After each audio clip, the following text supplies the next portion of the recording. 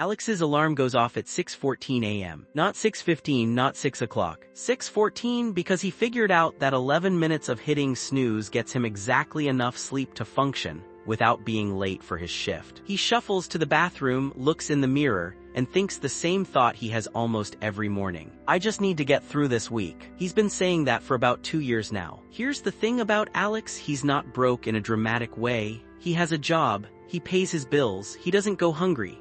He's 26, makes about $38,000 a year working logistics at a warehouse outside Columbus, Ohio. By every official definition, he's doing okay. But somehow, at the end of almost every single month, the money is just gone. And the crazy part, the less money Alex has, the more it seems to cost him to just exist. That's not a mistake, that's not bad luck, that's a system, and once you see it, you cannot unsee it. Alex's apartment costs $975 a month. He shares it with a roommate, which already tells you something.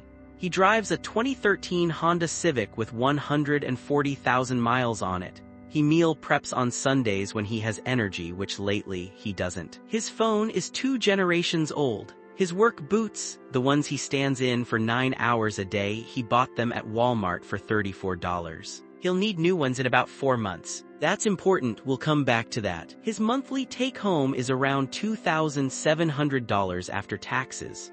Rent, utilities, car insurance, groceries, gas. By the time the basics are covered, he's got maybe $200 left over. Not $200 for fun, $200 for everything else. And everything else has a way of showing up unannounced. It's a Tuesday in March. Alex gets a text from his dentist. He hasn't been in 2 years, but they're running a cleaning special, so he books it. Routine stuff. Except it's not routine. The dentist finds a cavity, small, easy to fix. $210 with his insurance. $210. That's the entire buffer, gone. And here's where it gets interesting, because that night his car registration renewal comes in the mail.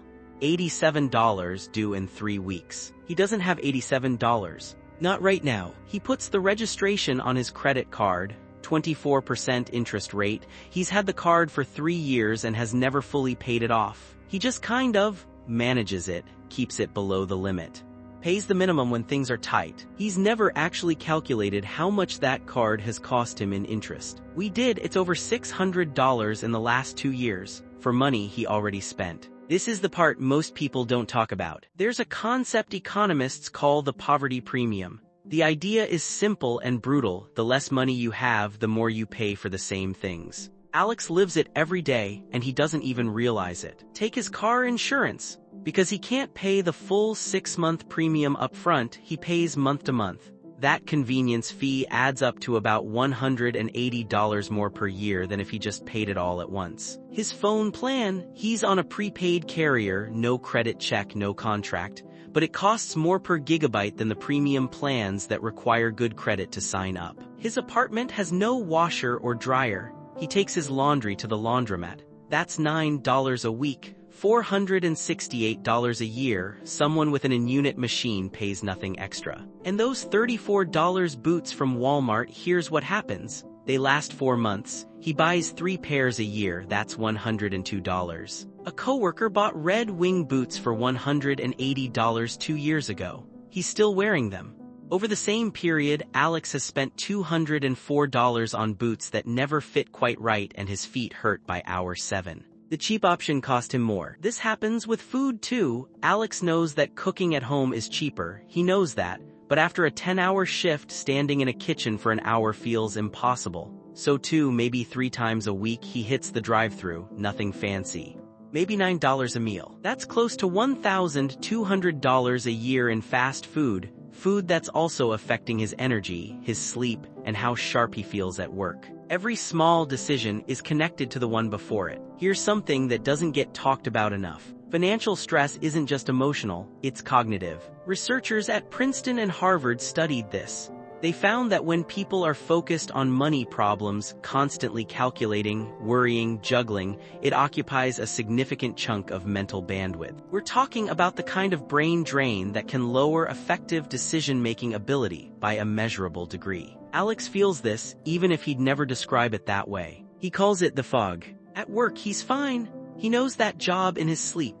But outside of work, when he's trying to figure out if he should pay the electric bill or the credit card, when he's wondering if his car will make it another month, when he's lying awake at 1 a.m. running numbers, he's exhausted. That exhaustion leads to shortcuts. He skips the grocery store because making a list feels like too much. He buys things he doesn't really need because it gives him a small hit of control. He avoids opening his bank app sometimes because he already knows what it's going to say, and he just doesn't want to feel that feeling right now. Psychologists call this scarcity mindset. When your brain is locked onto what you don't have, it narrows your focus in a way that makes planning for the future feel almost impossible, not because you're irresponsible. Because your brain is doing exactly what brains do under stress, it's surviving the present. The cruel irony is that surviving the present often makes the future harder. April comes. Alex's car registration is past due. He forgot, or maybe he just put it out of his mind. There's a $25 late fee now. A few weeks later, he overdrafts his checking account by $12, bought gas, didn't account for an auto payment that came out the same day. The overdraft fee is $35. He paid $35 because he didn't have $12. He's not reckless, he's not irresponsible. He's just operating with no margin. And when you have no margin, any small shock becomes a crisis, and any crisis costs money you don't have. Meanwhile, a guy Alex works with, the same job, similar salary, just put $1,000 in an emergency fund. He started 6 months ago with $50 a paycheck. He's got a small cushion now, not huge, but enough that when his check engine light came on last week, he didn't panic. Alex's check engine light has been on for 3 months. He knows what he should do. He's not ignorant about personal finance. He knows about emergency funds, about paying yourself first, about compound interest. He's watched the videos, he's read the articles. But knowing and doing are separated by a massive gap called margin, and margin costs money. Something happens in May that Alex won't forget. His grandmother calls. She needs help with her Medicare plan. The enrollment window is closing and she doesn't understand the options. Alex spends 3 evenings researching it with her. At some point, she says something offhand. "Baby, you spend so much energy just staying in place." She wasn't trying to say something profound, she was just observing. But Alex can't let it go. He opens a notebook that night and writes down every expense from the last 90 days. Not to budget, he's tried that, just to see, to look at it without flinching. The overdraft fee, the late registration, the credit card interest, the fast food, the boots. He adds it up. Almost $400 extra, gone, not to anything he chose, just to the system, to the cost of not having enough. He doesn't become a different person overnight. He doesn't suddenly find $500 he didn't know about. But he starts one thing, just one. He opens a separate savings account at his bank. He sets up an automatic transfer of $25 every payday, not $200, not $100, $25. Small enough that he knows he can keep the promise. It's not a solution, it's a start.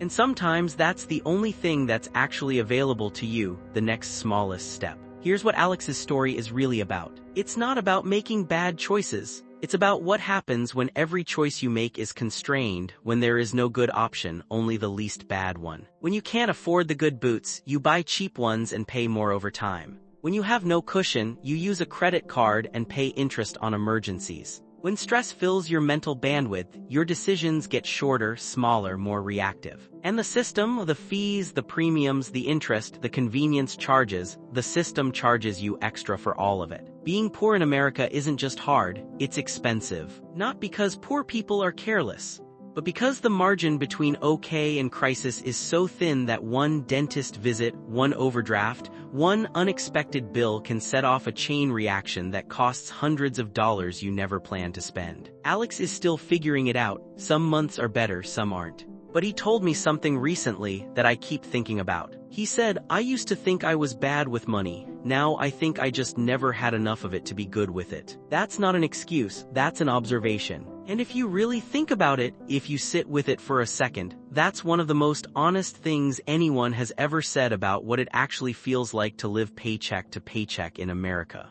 The question isn't whether Alex will figure it out. The question is, what would be possible for people like Alex if the system wasn't designed to cost them more for having less? Think about that.